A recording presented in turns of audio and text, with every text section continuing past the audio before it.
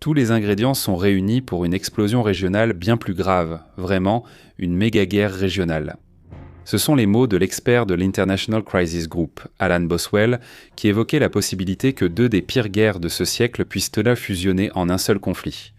D'un côté, il y a la guerre du Tigré, dans le nord de l'Éthiopie, qui aurait fait environ 600 000 morts entre 2020 et 2022, et qui semble maintenant sur le point de reprendre.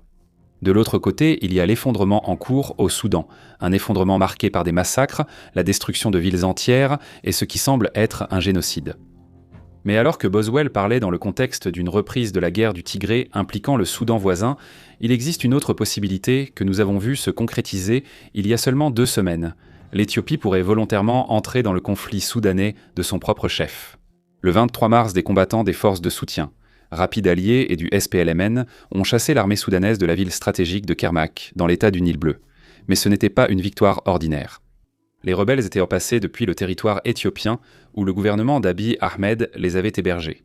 Alors que des officiers militaires soudanais déclarent désormais qu'ils considèrent Addis Abeba comme un participant actif à la guerre, la probabilité que ces deux conflits fusionnent est passée du stade théorique à une possibilité terrifiante. Le gouverneur de la province de Kermak, dans l'état du Nil bleu au Soudan, n'est pas du genre à mâcher ses mots. Après, une force combinée de combattants des forces de soutien rapide paramilitaires et du mouvement populaire de libération du Soudan Nord a envahi la ville stratégique, le 23 mars. Il a déclaré aux médias que les forces qui ont attaqué Kermak sont parties de l'intérieur du territoire éthiopien et sont soutenues par l'Éthiopie. Nous faisons face à une invasion. En privé, des responsables de l'armée soudanaise informent depuis des mois les journalistes de l'implication active de l'Éthiopie dans la guerre civile. Selon Arab Weekly en janvier, le gouvernement soudanais dirigé par l'armée considère désormais l'Éthiopie comme un belligérant officiel. Pourtant, l'ampleur de l'attaque conjointe semble avoir pris les forces armées soudanaises au dépourvu. Les combattants sont venus de Bénéchangul Gumuz en Éthiopie, où un grand camp d'entraînement et de logistique a été créé fin 2023 avec l'aide financière des Émirats arabes unis. Dans une enquête récente, Reuters a révélé des câbles diplomatiques et des notes de sécurité suggérant, je cite, « Les Émirats arabes unis ont financé la construction du camp et fourni instructeurs militaires et soutien logistique. » Nous aborderons plus tard le rôle des Émirats arabes unis. Pour l'instant, il faut retenir que l'existence de ce camp et le nombre de combattants entraînés n'étaient pas vraiment secrets. L'armée soudanaise a aussi envoyé plus de troupes dans l'état du Nil bleu pour se défendre contre d'éventuelles attaques. Pourtant, tout cela n'a servi à rien. Lorsque la force combinée des FSR et du SPLMN a attaqué, elle a humilié les défenseurs. Le Sudan War Monitor rapporte la capture de matériel et d'officiers supérieurs de l'armée lors d'une retraite chaotique. Quand la poussière est retombée, Kirkuk était aux mains des rebelles. L'ouverture du front du Nil bleu par les FSR et leurs alliés survient alors que la majorité des combats se situe au Kordofan, centre du Soudan, où les paramilitaires, pensant gagner facilement, ont été surpris par des revers plus tôt cette année. Lancer une nouvelle campagne dans le sud vise sans doute à détourner les troupes des forces armées soudanaises du front principal et à forcer l'armée à disperser ses forces. C'est aussi une conséquence directe de l'alliance surprise des FSR avec le SPLMN, qui est présent depuis longtemps dans le sud du Soudan, y compris dans l'état du Nil bleu. Nous qualifions cette alliance de surprise, parce qu'à partir de 2013, les FSR étaient l'une des principales forces responsables de la répression de la rébellion du SPLMN contre Khartoum, ce qu'ils ont fait avec une violence jubilatoire. Voici comment Al Jazeera l'a décrit. Même après s'être retournés contre leur ancien allié, les forces armées soudanaises, en 2023, les FSR, ont massacré des villageois dans les montagnes Nuba. Selon Human Rights Watch, les forces des FSR ont commis des crimes de guerre dans les Nuba entre décembre 2023 et mars 2024, notamment des meurtres, des violences sexuelles, des pillages, de l'esclavage, des viols collectifs et le ciblage délibéré de civils. Donc la formation de cette alliance en 2025 a certainement fait sourciller. Selon le Sudan War Monitor, il existe aussi des tensions internes aux deux groupes. Je cite, « Ils se méfient toujours l'un de l'autre et leurs forces restent séparées. » Quelles que soient les motivations de cette alliance, la dernière offensive conjointe des FSR et du SPLMN semble avoir été couronnée de succès. Les SAF doivent désormais combattre sur un nouveau front alors qu'ils devraient concentrer leurs forces au Kordofan. Et même s'il semble peu probable que les rebelles s'emparent de l'état du Nil bleu, dont la capitale est Damazin, que l'armée s'empresse actuellement de renforcer, cela reste un coup dur pour le chef des SAF, le général Al-Bourhan. Jusqu'à présent, cependant, nous avons surtout parlé des événements sur le terrain, le genre de mise à jour directe sur la guerre au Soudan qui s'intégrerait parfaitement à notre format de salle de briefing sur France Toco, auquel vous pouvez vous abonner si vous le souhaitez. Mais pas le genre de sujet qui semble mériter une vidéo entière à lui seul. Non, ce qui rend une vidéo sur cette offensive si nécessaire, ce ne sont pas les événements dans l'état du Nil bleu, mais ce qu'ils pourraient représenter, la régionalisation de la guerre au Soudan. Alors que l'Éthiopie passe du statut d'observateur à celui de participant actif. Maintenant, avant que nous plongions dans les détails concernant l'Éthiopie, laissez-moi vous parler de Warfront, qui est notre site réservé aux abonnés. Frontstoco est l'endroit où nous publions des articles et des vidéos très détaillés qui ne peuvent pas être diffusés ici sur la chaîne principale, vous informant sur le contexte des plus grandes crises qui secouent notre monde. Oui, vous avez largement de quoi choisir en ce moment, pour seulement 5 $ par mois ou 50 $ par an. Vous recevez chaque semaine 2 vidéos et 2 articles exclusifs sur les guerres en Iran, Soudan, Éthiopie, Ukraine et plus. En gros, si vous aimez ce que nous faisons ici sur Warfront, vous allez probablement aimer ce que nous proposons sur Warfront pour 5 $ par mois. Et cela vous tiendra informé de tous les détails pointus sur les conflits et la géopolitique qu'on sait que vous adorez. Vous êtes ici, plongé dans une vidéo de Warfront. Revenons maintenant au rôle de l'Éthiopie dans la guerre dévastatrice du Soudan. Maintenant, la question évidente à poser à ce stade est « Pourquoi ? Pourquoi ? Pourquoi l'Éthiopie, déjà un État fragile confronté à plusieurs insurrections, voudrait-elle aussi rejoindre ce qui est peut-être la pire guerre en cours au monde ?» Le Premier ministre Abiy Ahmed a passé les débuts du conflit à maintenir les deux camps dans l'incertitude. Après avoir reçu de manière provocante le chef du RSF, Mohamed Dagalo, un homme universellement connu sous le nom de Hameti, en tant que chef d'État à Addis Abeba, Abiy s'est ensuite rendu à Port-Soudan, capitale militaire temporaire, où il a organisé un appel entre le général Al-Bern et Mohamed Ben Zayed, principal soutien du RSF et dirigeant des Émirats arabes unis. Donc que l'Éthiopie se range soudainement de manière aussi décisive derrière le RSF semble contre-intuitif. Je veux dire, pourquoi s'efforcer autant de maintenir une apparence de neutralité si c'est pour soudainement dire « non, vive le RSF ». La réponse, comme vous l'avez probablement deviné, est extrêmement complexe et intimement liée à la géopolitique changeante, non seulement de l'Afrique, mais aussi de la région élargie du Moyen-Orient et de l'Afrique du Nord. Pour aujourd'hui, nous pouvons esquisser quelques facteurs de base, notamment la forte dépendance de l'Éthiopie envers les Émirats arabes unis. Depuis qu'Abiy est arrivé au pouvoir en 2018, Abu Dhabi finance son régime, en aidant le gouvernement à réaliser des projets et en finançant un immense palais que le Premier ministre se fait construire. Surtout, les livraisons d'armes émiraties ont permis à Addis Abeba de gagner. La guerre du Tigré a vu le Front de libération du peuple du Tigré, ou TPLF, presque marcher sur la capitale et tenter de renverser le gouvernement, avant d'être repoussé par des tirs de drones dévastateurs. Abiy juge le soutien des Émirats arabes unis essentiel pour éviter la chute de son régime, alors qu'il lutte contre une insurrection toujours en cours dans la région Amara et se prépare à une autre guerre potentielle au Tigré. Et puisque les Émirats arabes unis soutiennent également les FSR au Soudan, il n'était peut-être qu'une question de temps avant qu'Abu Dhabi ne force Abiy à soutenir ouvertement les paramilitaires. Comme l'a noté l'expert de l'Afrique, Cameron Hodgson, je cite, « L'Éthiopie est ici moins motivée par des incitations, qui semblent absentes, que par la pression des Émirats arabes unis. » Pourtant, il existe des raisons au-delà du simple fait de ménager Abu Dhabi qui pourraient le pousser Addis Abeba à s'impliquer dans le conflit soudanais. Elles peuvent encore être liées à la guerre du Tigré. Alors que la plupart des destructions étaient confinées à la région du Tigré, dans le nord de l'Éthiopie, ou à des régions comme l'Amara que le TPLF a envahi lors de sa contre-offensive, la guerre a également été traumatisante pour le gouvernement fédéral à Addis Abeba. Alors que la crise éclatait, l'armée soudanaise a profité de la distraction pour s'emparer des terres frontalières disputées d'Alpha Shaka, prenant 90% du territoire qu'Addis Abeba considère comme appartenant légitimement à l'Éthiopie. L'ingérence de Khartoum a continué.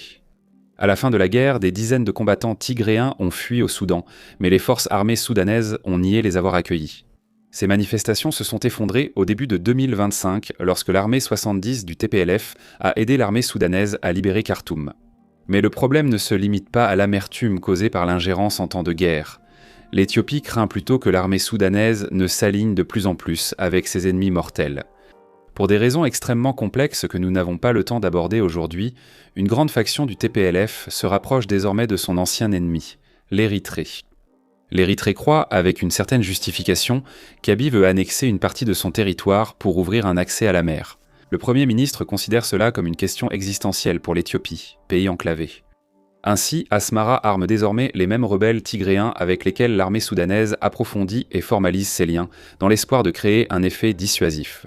En même temps, les forces armées soudanaises sont également entraînées dans une alliance directe avec l'Érythrée. Les raisons ne sont pas difficiles à trouver. L'armée soudanaise pense que la guerre serait terminée sans les Émirats arabes unis, qui maintiennent les FSR à flot. L'Érythrée rejoint une alliance anti-MRRT par crainte de l'Éthiopie, ce qui pousse les deux pays à avoir un ennemi commun. Cette alliance est déjà plus que théorique. Les aérodromes érythréens accueillant des avions de chasse soudanais pour les protéger des drones du RSF, tandis qu'Asmara forme et arme des groupes anti-RSF au Darfour alliés au SAF. Il est clair que l'espoir de l'Érythrée est que la menace d'une intervention des SAF et du TPLF suffise à dissuader l'Éthiopie d'attaquer. Pourtant, il y a un autre facteur tout aussi important en jeu ici. Un facteur lié non pas à l'Érythrée, mais à un autre ennemi de longue date de l'Éthiopie, l'Égypte.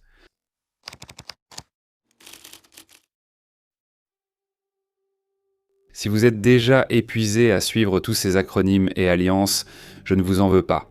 Dans un article récent sur Front Stockholm, nous avons décrit ainsi le réseau d'alliances dans la région MENA. Tracer tout sur un tableau, en Liège finirait par ressembler à l'œuvre d'un détective obsessionnel traquant un tueur en série. Des fils sans fin traversent les cartes comme des toiles d'araignée, tandis que les photos imprimées des principaux acteurs vous regardent impassiblement. Mais pour vraiment comprendre ce qui est en jeu ici, nous devons esquisser une autre grande rivalité, cette fois entre Addis Abeba et le Caire.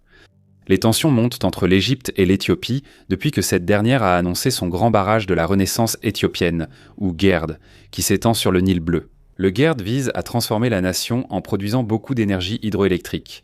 À Addis Abeba, c'est un symbole de fierté nationale, alors qu'au Caire, en revanche, il est perçu comme un exemple de ces Éthiopiens voleurs menaçant l'eau de l'Égypte. En tant que nation qui est essentiellement un grand désert, presque toute la vie en Égypte se concentre soit sur les côtes, soit le long du Nil jusqu'au Nil bleu. Et soudainement avoir la capacité de contrôler l'accès de l'État à la seule chose dont il a besoin pour survivre, l'eau. Ainsi, l'Égypte voit le GERD comme une menace potentielle. L'Institut Laoué affirme que l'alliance croissante de l'Égypte avec les SAF est entièrement due à la crainte qu'un Soudan contrôlé par les RSF ne compromette ses tentatives de diplomatie sur le Nil. C'est peut-être exagéré, mais le GERD reste l'un des principaux facteurs influençant la prise de décision égyptienne. La crainte d'un effondrement du Soudan générant d'importants flux de réfugiés à travers la frontière égyptienne est un autre facteur. Le Caire affiche clairement sa volonté de voir les SAF l'emporter. L'Égypte a récemment réinterprété un accord de défense conjoint signé avec le Soudan des années auparavant comme un pacte spécifiquement avec les SAF. L'armée de l'air égyptienne utilise désormais des drones turcs pour bombarder les convois d'approvisionnement du RSF venant de l'est de la Libye, où le général Haftar est sous influence des Émirats arabes unis. Comme nous l'avons expliqué dans d'autres vidéos, les attaques contre les routes d'approvisionnement du RSF depuis la Libye s'inscrivent dans un schéma régional plus vaste. Alors qu'une alliance menée par l'Arabie saoudite, l'Égypte et la Turquie cherchent à freiner les ambitions d'un bloc rival centré sur les Émirats arabes unis et Israël. Actuellement, ces deux blocs demeurent assez informels et certaines alliances ont été perturbées par la guerre impliquant l'Iran. Mais ils représentent toujours un moteur sous-estimé des affaires dans la Corne de l'Afrique, avec la Somalie. La Somalie, longtemps un pays client des Émirats arabes unis, a récemment fermé ses ports à Abu Dhabi par crainte de la reconnaissance du Somaliland par Israël. Sans parler de l'offre de l'Éthiopie, il y a environ 2 ans, de faire de même en échange d'un accès à l'un des ports du Somaliland. Le résultat de tout cela est que les Émirats arabes unis ont maintenant plus de difficultés que jamais à acheminer des armes vers les RSF, plusieurs routes étant désormais fermées. L'Éthiopie reste l'un des rares alliés sur qui Abu Dhabi peut compter pour fournir les paramilitaires. Comme l'a dit Cameron Hudson à The Africa Report, l'Éthiopie est devenue le dernier endroit logique pour le faire. En résumé, Addis Abeba s'implique dans la guerre soudanaise sous la pression des Émirats arabes unis et face à une alliance régionale grandissante visant à la contenir.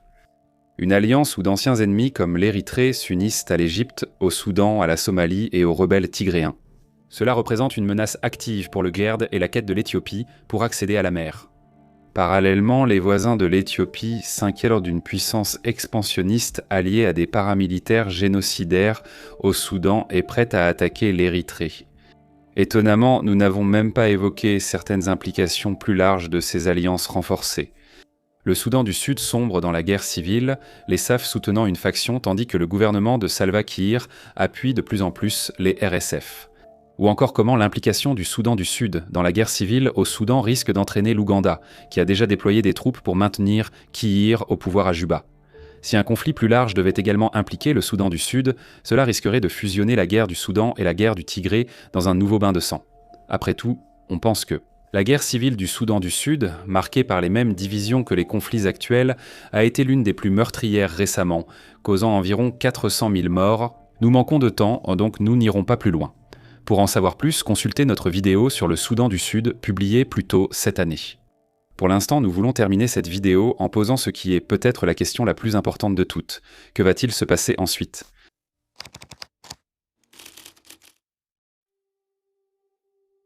Étant donné que l'ambition actuelle de 2026 semble être de devenir le nouveau 1939, nous aimerions terminer cette vidéo sur une note d'espoir. Une suggestion selon laquelle il suffirait qu'Abiy Ahmed, le général Al-Burhan Hameti et le président égyptien Sisi, qu'ils ayant joué au bowling, ouvrent des bières et comprennent que les vrais amis étaient se rencontrer en chemin. Puisqu'il s'agit de Warfront et que tout le monde ne vit pas heureux pour toujours, vous pouvez deviner la suite. Bien qu'il n'y ait aucune garantie que la guerre au Soudan soit sur le point d'exploser au-delà de ses frontières, tous les éléments sont réunis pour une catastrophe qui ne survient qu'une fois par génération. Voici les principaux points chauds. Même une implication indirecte de l'Éthiopie au Soudan peut entraîner une réaction de l'Érythrée qui pourrait chercher à déstabiliser son voisin du Sud, en apportant son soutien aux rebelles en Amhara ou au Tigré. Addis Abeba paraît vouloir en finir définitivement avec les rebelles du Tigré. Fin février, l'armée éthiopienne a déplacé des blindés lourds vers les frontières régionales, bien que des combats généralisés n'aient jamais éclaté. Certains pensent que cela est uniquement dû à la guerre en Iran, qui a provoqué une crise du carburant en Éthiopie, ce qui aurait entravé la mobilité de l'armée. Si Addis Abeba a décidé finalement d'attaquer le Tigré, il semble probable que les SAF pourraient entrer en guerre aux côtés du DPLF, et il y a aussi l'alliance entre les SAF et l'Égypte. Si les SAF répondaient aux attaques dans l'état du Nil bleu par des frappes en Éthiopie visant le camp d'entraînement du RSF, un conflit entre eux pourrait amener l'Égypte à intervenir. Ou qui sait, peut-être même qu'Abiy mettra sa menace à exécution d'annexer une partie de l'Érythrée pour obtenir un accès à la mer et déclencher une conflagration régionale. La réalité est qu'aucun de ces points de tension n'existe isolément, rendant la situation très dangereuse. Actuellement, des milliers de déclencheurs potentiels sont présents dans la région. Il suffit d'un faux pas et soudain tout le monde se bat. Nous avons peut-être comparé en plaisantant 2026 à 1939 il y a un instant, mais dans la région de Ouidamina, c'est plutôt comme en 1914, l'année où un réseau complexe d'alliances a réussi à entraîner tout un continent dans la guerre. Pourtant, même si la redoutée méga-guerre n'éclate jamais, les récentes nouvelles du Soudan restent un rappel sombre que la pire guerre du monde continue sans relâche. Ce mois-ci, en avril, la guerre au Soudan marquera son 3e anniversaire, 3 ans depuis qu'une impasse entre les SAF et les RSF a transformé Khartoum en zone de guerre, avec des combats qui se sont rapidement étendus à tout le pays. Eh bien, passons rapidement à 2026 et ces combats se poursuivent toujours. Ensemble, on estime que les RSF et le SPLMN comptent encore peut-être un demi-million d'hommes sous les armes, tandis que les SAF en auraient légèrement plus. Bien que chaque camp ait remporté des victoires récemment, aucun ne parvient à porter un coup décisif. Les atrocités s'accumulent au fil de la guerre. Ce n'est qu'en octobre que les RSF ont envahi la ville d'Al-Fasha au Darfour, déclenchant une vague de massacres. Cela pourrait compter parmi les pires atrocités observées ce siècle. Les estimations varient, mais on retient en général 60 000 morts en un peu plus d'une semaine. À titre de comparaison, le ministère de la Santé du Hamas a mis 21 mois à annoncer un nombre de morts similaire à Gaza. En bref, quoi qu'il arrive, la tragédie du Soudan semble destinée à se poursuivre, une tragédie alimentée par des acteurs extérieurs et ignorée par le reste du monde. Même si cela risque de plonger la Corne de l'Afrique dans une crise qui ferait paraître la guerre en Iran comme un jeu d'enfant. Merci d'avoir regardé.